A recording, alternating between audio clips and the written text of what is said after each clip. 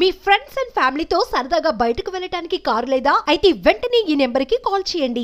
ఈ మధ్య చాలా మంది డైరెక్ట్గా వెల్త్ మేనేజర్స్ కాల్ చేసి మాకు ఎస్డబ్ల్యూపీ ఇచ్చాడని అడుగుతున్నారంట. అంటే ఫోన్ చేసి అడగగానే ఎస్డబ్ల్యూపీ ఇచ్చేస్తారు సార్, అంటే అట్లాంటి ఫ్లెక్సిబిలిటీ ఉందా అవకాశం?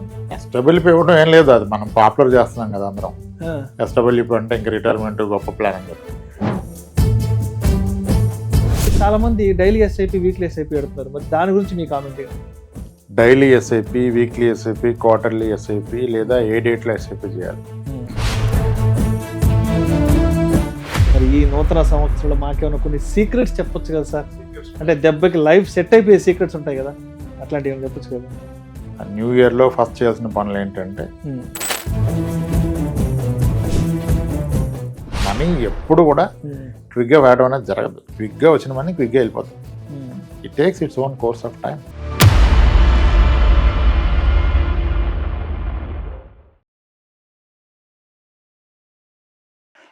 నమస్తే, వెల్కమ్ టు సుమన్ టీవీ. నేను విష్ణు. ప్రస్తుతం మనతో పాటు పైసల ముచ్చట్లు మనీ మంత్రదండం పుస్తక రచయిత, certified financial planner Ram Prasad గారు ఉన్నారు. వారితో మాట్లాడదాం. సార్, రామ్ ప్రసాద్ గారు నమస్తే. సార్ నమస్తే విష్ణు గారు. రామ్ ప్రసాద్ గారు, ముందుగా మీకు నూతన సంవత్సర శుభాకాంక్షలు. రామ్ ప్రసాద్ గారు, మీకు కూడా happy new year sir. So అంటే మీకైతే నిజంగా ఈ సంవత్సరం చాలా పెద్ద హ్యాపీ న్యూ ఇయర్. మీరు ఒక 1 year ముందు నాకు చెప్పారు, రామ్ ప్రసాద్ గారు 2024కి సంబంధించి మనం ఒక సంవత్సర కాలం వెనక్కి వెళ్దాం, ఒక 2 నిమిషాలు. రామ్ ప్రసాద్ గారు 2024కు సంబంధించి మీకు రెజల్యూషన్స్ ఏమైనా ఉన్నాయంటే అప్పుడు మీరు నాతో డిస్కస్ చేశారు. విష్ణు గారు, బుక్ ఒకటి రాద్దాం అనుకుంటున్నాను, స్టార్ట్ చేద్దాం అనుకుంటున్నారు, పైసల ముచ్చట్లు అన్న పేరుతో ఒకటి బుక్ ఒకటి అనుకుంటున్నాను సార్ అన్నారు. మొత్తానికి రాశారు. మొత్తానికి 2024 డిసెంబర్లో బుక్ను రిలీజ్ చేయడం జరిగింది. కొన్ని వందల వేల మంది మన ఆడియన్స్ కానీ మిమ్మల్ని అభిమానించే వాళ్ళందరికీ కూడా ఆ బుక్ కూడా చేరువవ్వడం జరిగింది. సో మొత్తానికి 2024లో మీరు ఏవైతే కలగన్నారో అవన్నీ ఫిల్ఫిల్ అయినాయి. మరి 2025కు సంబంధించి మీకు ఎటువంటి ఫైనాన్షియల్ రెజల్యూషన్స్ ఉన్నాయంటారు? మీరు ఎటువంటి రెజల్యూషన్స్ పెట్టుకున్నారు? అదేవిధంగా మన సుమన్ టీవీ ప్రేక్షకులకి కూడా మరి ఈ 2025 నూతన సంవత్సరం నుంచి ఎటువంటి మనీ టిప్స్, ఇన్వెస్ట్మెంట్స్కి సంబంధించి లేదంటే సేవింగ్స్కి సంబంధించి ఎటువంటి ఆర్థిక లక్ష్యాలను మీరు చెప్దాం అనుకుంటున్నారు?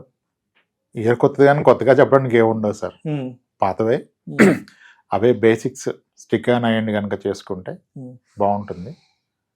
న్యూ ఇయర్లో ఫస్ట్ చేయాల్సిన పనులు ఏంటంటే review your insurance and investments. మనం ఎప్పుడన్నట్టుగా హెల్త్ ఇన్సూరెన్స్ సరిపడా ఉందా లేకపోతే పెంచుకోండి, టర్మ్ ఇన్సూరెన్స్ సరిపడా ఉందా, బాధ్యతలు పెరిగాయా, కొత్తగా లోన్స్ ఏమైనా తీసుకుంటే వాటికి కూడా ప్రొటెక్షన్ ఉండే విధంగా టర్మ్ ఇన్సూరెన్స్ పెంచుకోండి. Then review your SIP amount, because మంత్రదండం ఎస్ఐపిని. ఎవరేం చెప్పినా నిజానికి ఒక పవర్ఫుల్ ఇన్వెస్ట్మెంట్ ఆప్షన్ ఉంది అంటే అది ఎస్ఐపిని. సిస్టమాటిక్ ఇన్వెస్ట్మెంట్ ప్లాన్, క్రమానుగతంగా పెట్టుబడి పెట్టుకుంటే మంత్లీ పెట్టుబడి పెట్టుకుంటాం. దాన్ని అవకాశం ఉన్నంత వరకు మేరకు పెంచాలి. That is the power. Right. అయితే ఇప్పుడు సరే, ఇప్పుడు ఎస్ఐపి గురించి ప్రస్తావించారు కాబట్టి ఒకప్పుడు మనం మంత్లీ ఎస్ఐపి అని ఫస్ట్ మనం మాట్లాడుకున్నాం. మనం గత 4 సంవత్సరాల నుంచి ఇక్కడ కూర్చొని ఇన్వెస్ట్మెంట్స్ గురించి మాట్లాడుకుంటున్నాం. ఎస్ఐపి ఎవ్రీ మంత్ ఎంతో కొంత మనకు తోచినంతగా పెట్టుబడి పెట్టుకుంటూ పోవాలని మాట్లాడుకున్నాం. కానీ ఇప్పుడు అదేదో డైలీ ఎస్ఐపి అంట, వీక్లీ ఎస్ఐపి అంటే చాలా మంది అడుగుతున్నారు. డైలీ ఎస్ఐపి చేయొచ్చా, వీక్లీ ఎస్ఐపి చేయొచ్చా, మంత్లీ ఎస్ఐపి చేస్తే ఎక్కువ బెనిఫిట్ ఉంటుందని అడుగుతాను. అంటే నాకు తెలిసిందైతే మాత్రం నిజంగా నేను మీ నుంచి తెలుసుకుంది కానీ లేదంటే మీలాంటి ఇతర ఎక్స్పర్ట్స్ నుంచి తెలుసుకుంది మంత్లీ ఎస్ఐపి. బట్ ఈ మధ్య నాకు నిజంగా తెలియదు, చాలా మంది డైలీ ఎస్ఐపి, వీక్లీ ఎస్ఐపి అడుగుతున్నారు. మరి దాని గురించి మీ కామెంట్ ఏంటి? Daily SIP, weekly SIP, quarterly SIP లేదా ఏ డేట్లో ఎస్ఐపి చేయాలి? ఏమీ లేదు. మీ శాలరీ పడ్డ ఇమ్మీడియట్ డే సార్లీకి మీ శాలరీ వచ్చే డేట్కి నియర్ బై డేట్లో ఎస్ఐపి చేస్తే వచ్చే రిటర్ను, మీరు డైలీ ఎస్ఐపి చేస్తే వచ్చే రిటర్ను, వీక్లీ చేస్తే వచ్చే రిటర్ను సేమ్. దీని మీద మనీ కంట్రోల్ కూడా ఒక ఆర్టికల్ రాశారు. మంత్లో ఏ డేట్లో చేస్తే ఎస్ఐపిలో ఎంత డిఫరెన్స్ వచ్చిందంటే గత 20 ఏళ్ళుగా మంత్లో ఉన్న అన్ని డేట్స్లో చేసిన ఎస్ఐపిని కంపేర్ చేస్తే కూడా పెద్దగా డిఫరెన్స్ ఏం లేదు. 0.1% డిఫరెన్స్ ఉంది. 15.1, 15.2 వచ్చింది అంతే. ఎన్ని డేట్స్ కూడా, ఆల్ డేట్స్. కొంతమంది వాట్ ఎక్స్టెంట్కి వెళ్ళిపోయారంటే నెంబర్ 13 ఇస్ బ్యాడ్ నెంబర్ కదా, ఈవిల్ నెంబర్ అంటారు. Evil number, western countries evil number అంటారు. 13 13కి ఎవరు ఇన్వెస్ట్మెంట్ చేయరని కొంతమంది 13th రోజు ఇన్వెస్ట్మెంట్ చేయడం మొదలు పెట్టారు. Okay okay. ఆహా. 13th రోజు కొత్తగా ఎవరు ఇన్వెస్ట్ చేయరు కదా ఉమ్, అని 13th ఇన్వెస్ట్ చేయడం మొదలు పెట్టారు. ఉమ్, అక్కడ కూడా సేమ్ రిటర్న్స్ వచ్చాయి. సో దానివల్ల మీ బ్యాంక్ స్టేట్మెంట్లు ఎక్కువ ఎంట్రీస్ అవ్వటం, మీ సిఏ కనుక అది ఇస్తే స్టేట్మెంట్ ఆయన అండర్స్టాండ్ చేసుకుని ఇవ్వడానికి కాంప్లికేషన్ తప్పితే ఉమ్. కొత్తగా వచ్చే ప్రయోజనం ఏమి ఉండదు. అంటే ఇప్పుడు క్యాలెండర్ లో ఉన్న 1వ తారీఖు నుంచి 30వ తారీఖులో ఇప్పుడు ఆ పర్టికులర్ గా ఆ డేట్స్ ను కూడా తీసుకుంటున్నారు. ఏ డేట్ లో చేయాలి, ఏ రోజులో చేయాలి, అంత కన్సిడరేషన్ అయిపోయింది. 13th డేట్ చేస్తే ఎవరు కొనరు కదా, మనం కొంటే ఎక్కువ వస్తుంది కదా సార్, మార్కెట్ పడిపోద్దని పెట్టిన వాళ్ళు కూడా ఉన్నారు. ఓకే. సో ఇవన్నీ ఏం వర్కౌట్ అవ్వవు. మీరు ఏ డేట్కి ఎస్ఐపి కాదు, ఎంత ఎక్కువ ఎస్ఐపి చేస్తున్నారు అనేది ఇంపార్టెంట్. సో సాధ్యమైనంత ఎక్కువ ఎస్ఐపి పెంచుకోండి. Your SIP date has to be next day to your salary date. ఇక లేదు ఎవరికన్నా ప్రొఫెషన్ వేరుంది, డైలీ వస్తాయి, నేను డైలీ బిజినెస్ నడిపిస్తాను, డైలీ చేస్తానంటే చేసుకోండి. కానీ ప్రత్యేకించి అది అంత గొప్ప విషయం అయితే కాదు. మీ శాలరీ పడ్డ నెక్స్ట్ డే ఎస్ఐపి ఉండాలి, సాధ్యమైనంత ఎక్కువ మొత్తం ఎస్ఐపి. డేట్ వలన వచ్చేది ఏమీ లేదు, డేట్ వలన ఏం పెద్దగా బెనిఫిట్ లేదు. అండ్ ఇంకొకసారి మనం SWP గురించి కూడా మాట్లాడుకుందాం. ఈ మధ్య చాలా మంది డైరెక్ట్ గా వెల్త్ మేనేజర్స్ కాల్ చేసి మాకు SWP ఇచ్చేయడం అని అడుగుతున్నారంట. అంటే ఫోన్ చేసి అడగగానే SWP ఇచ్చేస్తారు సార్? అంటే అట్లాంటి ఫ్లెక్సిబిలిటీ ఉందా, అవకాశం? ఎస్డబ్ల్యూపీ ఇవ్వడం ఏం లేదు, అది మనం పాపులర్ చేస్తున్నాం కదా అందరం. ఎస్డబ్ల్యూపీ అంటే ఇంక రిటైర్మెంట్ గొప్ప ప్లాన్ అని చెప్పి. గొప్ప ప్లానే, ఎస్డబ్ల్యూపీ ఏం ప్రోడక్ట్ కాదు కదా. It's not a product, it's an option only. Option, అది చాయిస్, అది అంతే. ఇది process of taking back money is called SWP. ఇప్పుడు నార్మల్గా మ్యూచువల్ ఫండ్లో పెడుతూ పోయిన వ్యక్తి అవసరం ఉన్నప్పుడు డబ్బులు తీసుకుంటాడు. ఎస్డబ్ల్యూపీ అంటే ఎవ్రీ మంత్ అవసరం ఉందని గుర్తించి ఇంకా మంత్లీ మనం రిక్వెస్ట్ చేయకుండా ఒకే రిక్వెస్ట్ ఇస్తున్నాం, మంత్లీ ఇంత తీసి ఇవ్వండి అని చెప్పి. That is called SWP. That's not product. Mutual ఫండ్స్లో మీరు పైసలు వెనక్కి తీసుకునే విధానాన్ని ఎస్డబ్ల్యూపీ అన్నాం. సో నాకు ఇమీడియట్గా ఎస్డబ్ల్యూపీ కావాలంటే ఓకే, రిటైర్ అయిపోయారు, వచ్చారు, 1 crore పెట్టాడు, మంత్లీ ఎస్డబ్ల్యూపీ కావాలని తీసుకోవచ్చు. ఆప్షనల్. ఓకే.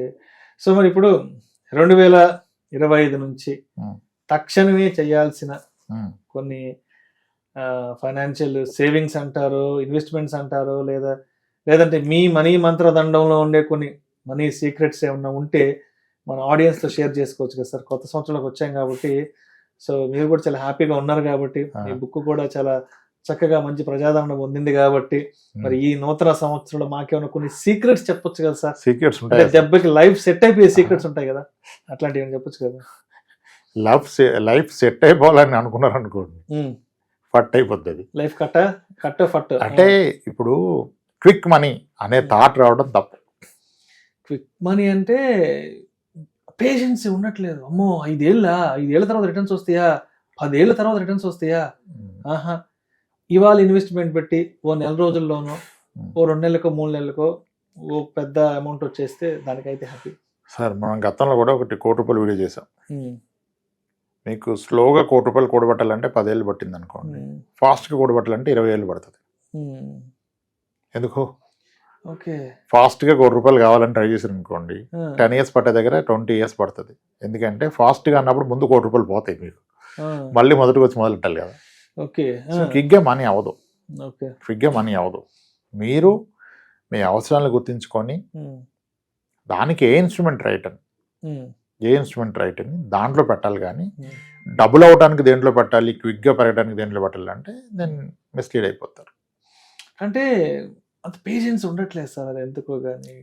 త్వరగా వచ్చేసేయాలి, త్వరగా రావాలి, లైఫ్ ఎంజాయ్ చేయాలి, లావిష్ గా బ్రతకాలి, కాస్ట్లీ గ్యాడ్జెట్స్ చేతిలో ఉండాలి, ఊర్లో జనాలకి మనం హైదరాబాద్ లో రిచ్ గా బతుకుతున్నాం ఒక స్టేటస్ సింబల్ ఇవన్నీ చూపించాలంటే అంత టైం వరకు వెయిట్ చేయడం కష్టం. అట్లా అవ్వదు అసలు. మనీ ఎప్పుడు కూడా క్విక్గా వేయడం అనేది జరగదు. క్విక్గా వచ్చిన మనీ క్విక్గా వెళ్ళిపోతాయి.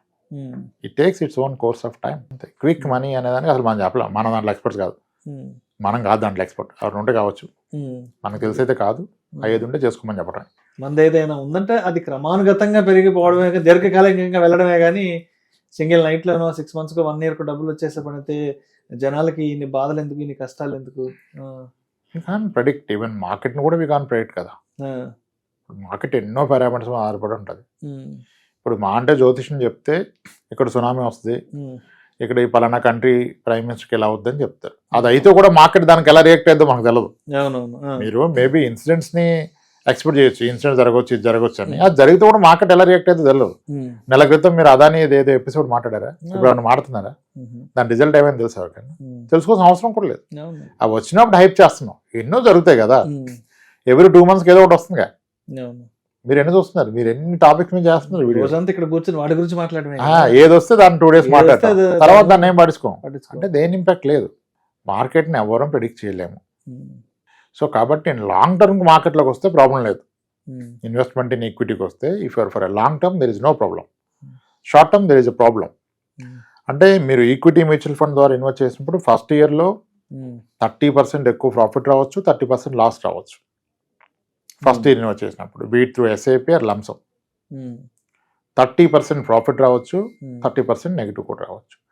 మీరు 3 years ఉన్నప్పుడు లాస్ట్ 10% రావచ్చు, ప్రాఫిట్ అప్పటికి కూడా ఇయర్లీ 20% రావచ్చు. కానీ మీరు 5 years 10 years ఉన్నప్పుడు మార్కెట్ స్టెబిలైజ్ అయిపోద్ది. మీకు 12 to 14, 15 కంటే రావు. 12% పట్టుకోండి. ఆ 12 ఈజ్ రైట్ ఎక్స్పెక్టేషన్తో మీరు వస్తే ఎస్ మీరు 1 crore బిల్ చేస్తారు. అలా కాదు నాకు ఎప్పుడు 40-50 రావాలి, సెక్టరల్ ఫండ్స్ లాగా 100% రావాలి, నేను లాగను, నాకు ఒక ఫండ్ చెప్పండి సెక్టరల్ ఫండ్, ఏ సెక్టర్ చేస్తా అంటే రాదు. ఈ 12-15 కూడా రాదు. రైట్. సో అయితే ఇప్పుడు రాంప్రసాద్ గారు ఇప్పుడు డైలీ చాలా మంది క్లయింట్స్తో మాట్లాడుతూ ఉన్నారు. రీసెంట్గా బుక్ ఒకటి రాశారు. ఆ బుక్ ద్వారా చాలా మందికి రీచ్ అయ్యారు కదా. సో గత 15-20 రోజుల్లో మీరు కొత్తగా ఎక్స్పీరియన్స్ అయిన అంశాలు ఏంటి? పుస్తకం రాసిన తర్వాత రాంప్రసాద్ గారు ఏంటి, పుస్తకం రాయడానికి ముందు రాంప్రసాద్ గారు ఏంటి, ఈ 15 daysలో మీరు కొత్తగా అనుభూతి చెందిన అంశాలు ఏమున్నాయి క్లయింట్స్ వైపు నుంచి? ఏముంది సార్, ఎక్కువ మంది ఛానల్స్ రమ్మన్నారు. ఎక్కువ ఛానల్స్ అంటే ఎప్పటి నుంచో అప్రోచ్ అయినారు. ఇప్పుడు మనం కూడా బుక్ ప్రమోషన్లో భాగంగా కొంతమంది దగ్గరికి వెళ్ళాం. చాలా వెళ్ళాం ఛానల్స్కి, వాటికి చాలా అంటే మనకు కుదిరినట్టుకి. Last week my village show వాళ్ళు వచ్చారు, వాళ్ళతో కూడా ఒక పాడ్కాస్ట్ చేసాం. అక్కడికి వెళ్ళి మై విలేజ్ షో శ్రీకాంత్ గారు అప్రోచ్ అయ్యారు. అంతే, కొద్దిగా మార్పులేం కానీ టైం ఇంకా బిజీ అయిపోయాం. షెడ్యూల్ కాల్స్తో పాటు ఇంక ఇవి ఎక్కువ స్ట్రెస్ ట్రైన్ అవుతున్నాం. Thank you sir. Thank you so much Ramprasad గారు. ఈ నూతన సంవత్సరం సందర్భంగా మా సుమన్ టీవీ స్టూడియోకి వచ్చి మనల్ని ఆదరిస్తున్న ప్రేక్షకులకు మరి 2025వ సంవత్సరం నుంచి పొదుపు పెట్టుబడుల విషయంలో ఎటువంటి జాగ్రత్తలు తీసుకోవాలి అనే దాని గురించి చాలా చక్కగా మీ సమయాన్ని వెచ్చించి ఈ నూతన సంవత్సరం సందర్భంగా మన ప్రేక్షకులకు చాలా మంచి ఆసక్తికరమైన విషయాలను తెలియజేశారు. Thank you so much Ramprasad గారు.